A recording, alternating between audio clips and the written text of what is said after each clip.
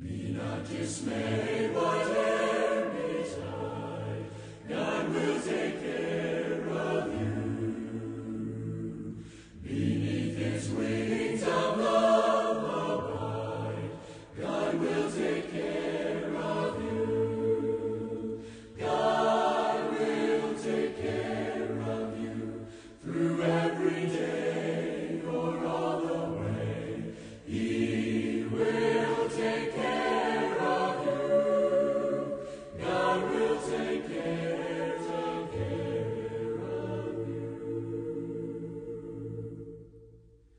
Bapak, Ibu, dan saudara-saudara, bacaan kita pada hari ini, mari kita bersama membaca dari surat 1 Korintus pasal 15 ayat 1 sampai dengan 11. 1 Korintus pasal 15 ayat 1 sampai dengan 11. Silakan Bapak Ibu mempersiapkan firman Tuhan dan dibaca dulu, masing-masing saudara membaca firman Tuhan. Saya akan awali dengan bersama-sama berdoa. Bapa di surga, kembali kami mengucap syukur. Saat ini kembali kami boleh menerima berkat dari firman Tuhan. Biarlah firman yang akan kami baca dan renungkan bersama boleh membangkitkan jiwa kami, semangat kami, sukacita kami menjalani hari-hari kehidupan yang penuh dengan kesulitan saat ini. Tetapi bersama Engkau kami yakin tidak ada hal yang terlalu sulit untuk diatasi, sebab Engkau di atas segala kesulitan. Oleh karena itu, biarlah jiwa kami pun dibangkitkan, dibuat kembali bersukacita, berharap penuh, dan kami boleh menjalani hari-hari kehidupan bersama Engkau dan di dalam Engkau. Berfirmanlah ya Tuhan, curahkan Roh Kudus-Mu agar kami dimampukan membaca seturut kehendak Tuhan. Kami berharap dan berdoa dalam nama Tuhan Yesus Kristus. Amin. 1 Korintus pasal 15. Dan sekarang, saudara-saudara, aku mau mengingatkan kamu kepada Injil yang aku beritakan kepadamu, dan yang kamu terima, dan yang di dalamnya kamu teguh berdiri. Oleh Injil itu kamu diselamatkan, asal kamu teguh berpegang padanya, seperti yang telah kuberitakan kepadamu, kecuali kalau kamu telah sia-sia saja menjadi percaya.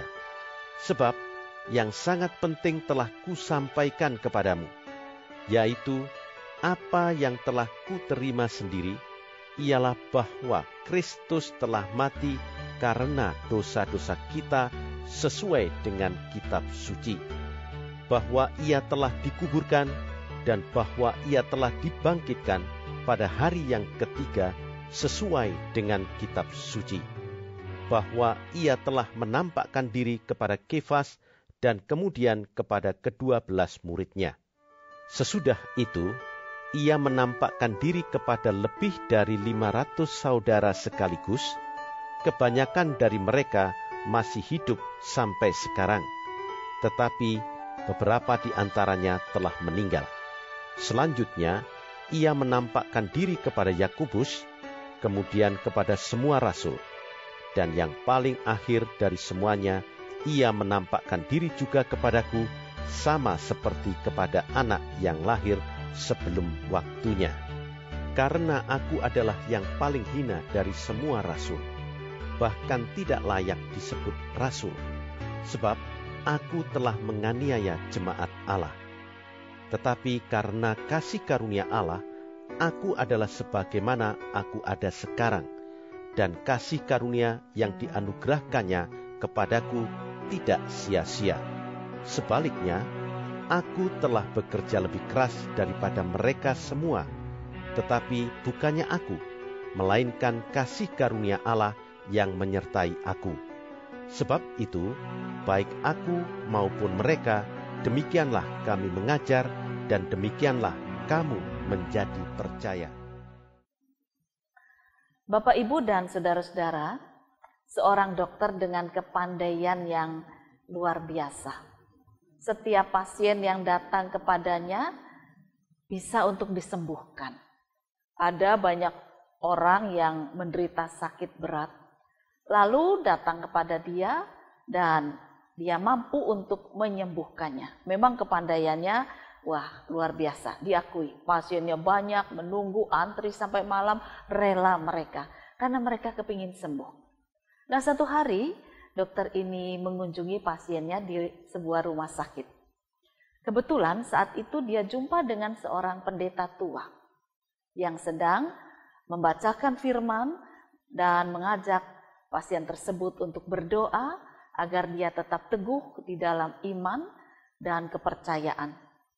Kemudian pendeta tadi mengatakan, sekalipun tubuhmu saat ini tidak bisa bangkit, tapi percayalah iman kamu harus terus bangkit, supaya pada saatnya tubuhmu juga bisa dibangkitkan di dalam kerajaan sorga.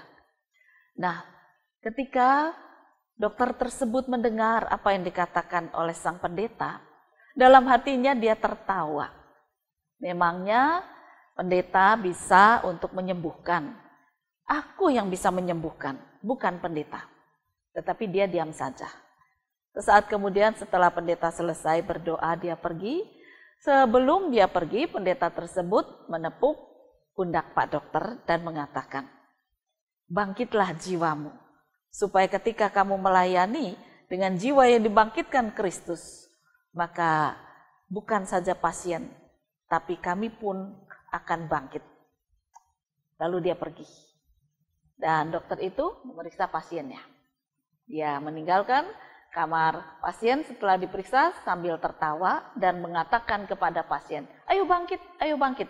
Kamu hanya bisa bangkit kalau minum obatku. Itu yang dikatakannya. Ya. Nah, beberapa bulan kemudian, dokter itu merasakan ada sesuatu yang tidak beres di dalam tubuhnya.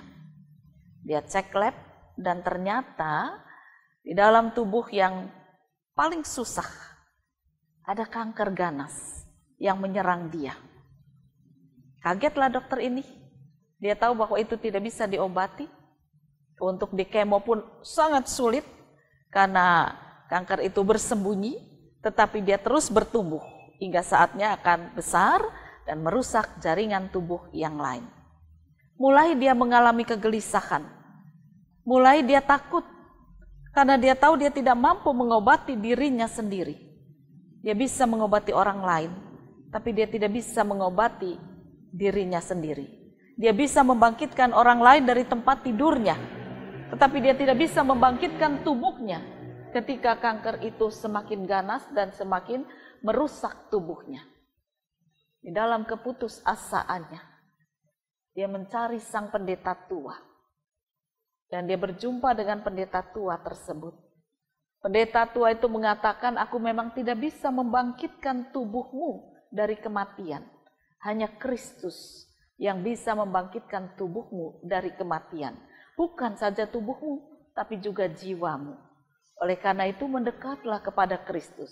Datanglah kepadanya, supaya jiwamu dibangkitkan menjelang hari akhir hidupmu. Lalu dokter itu akhirnya mau mencari Yesus. Beberapa bulan kemudian, ketika dia sadar bahwa hari-hari kehidupannya sudah semakin dekat untuk berakhir, dia meminta dirawat di rumah sakit. Dan rekan-rekan dokter lain mengatakan, Anda harus masuk ICU. Dan ternyata di ruang ICU dia berjumpa dengan sang pendeta tua yang juga sedang dirawat di sana. Lalu dokter itu mengatakan, bolehkah kami mendapat tempat tidur yang bersebelahan supaya kebangkitan yang dialami oleh pendeta tua itu juga menular kepada aku. Aku kepingin jiwaku dibangkitkan, tubuhku juga dibangkitkan, bukan di dunia ini, tetapi bersama dengan Kristus. Mengapa demikian?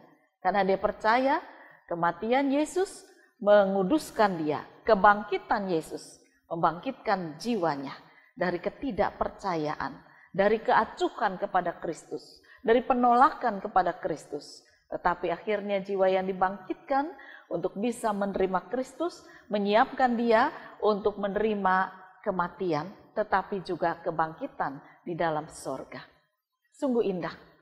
Pada hari yang sama, cuma berbeda menit dikatakan oleh pihak rumah sakit.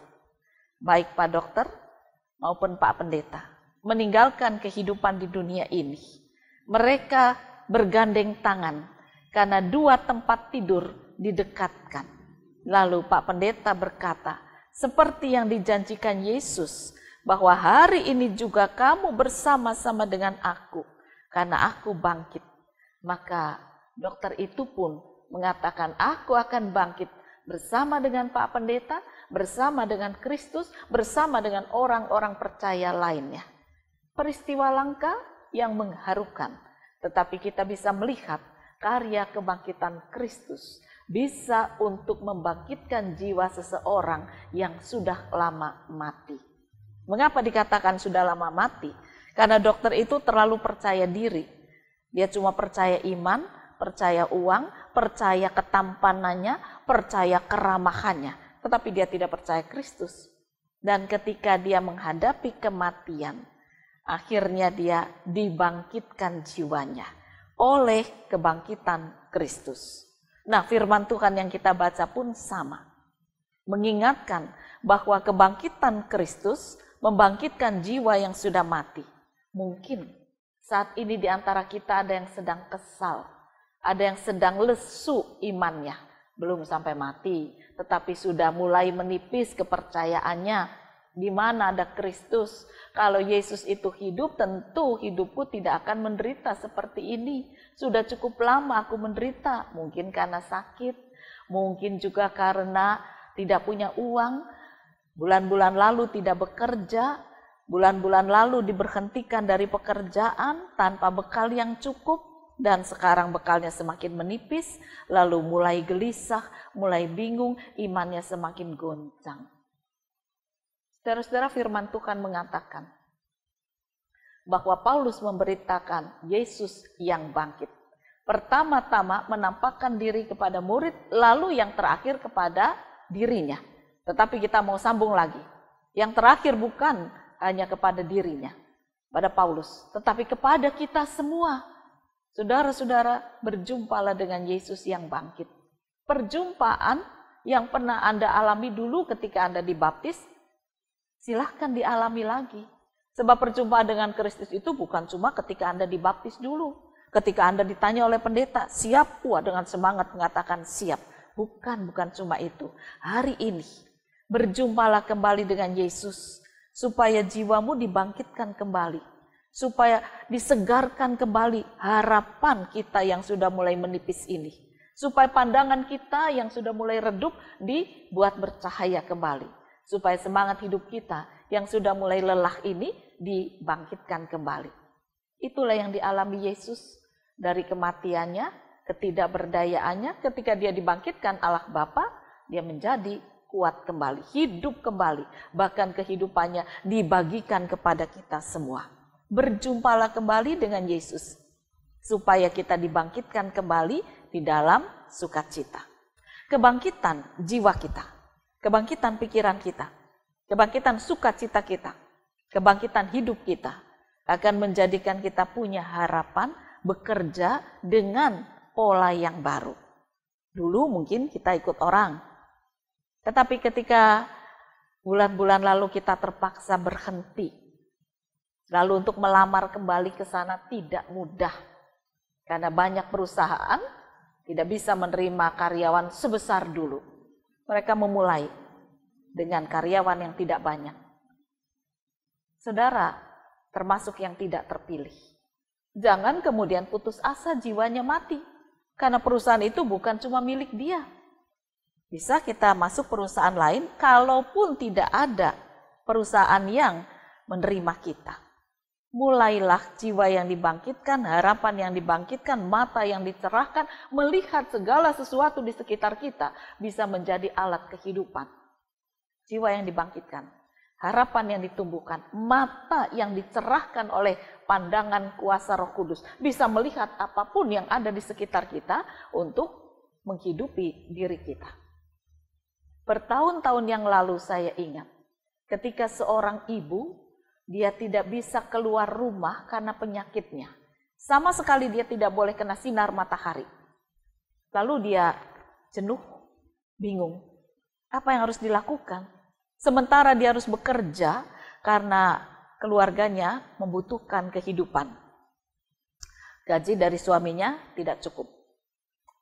Di dalam kesendiriannya, di dalam kesempitan rumah yang dia miliki, dia berdoa, kuasa Roh Kudus menyatakan matanya bisa melihat barang-barang bekas untuk dijadikan penghasilan yang akhirnya mendatangkan keuntungan yang lumayan.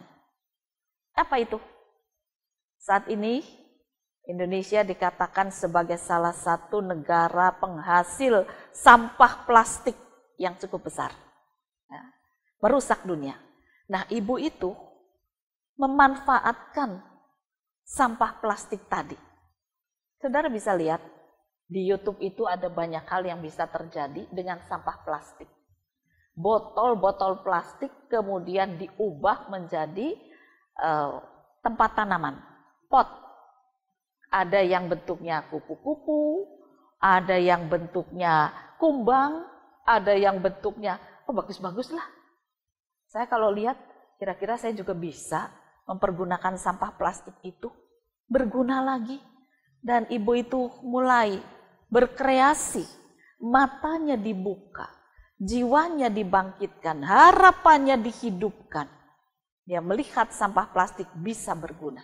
Dan ternyata betul, dia sekarang menjadi seorang pengusaha sampah plastik yang diolah kembali. Limbah yang tidak berguna, yang merusak. Ketika jiwa seseorang dibangkitkan, maka dia bisa mempergunakan limbah itu untuk sukacita baru.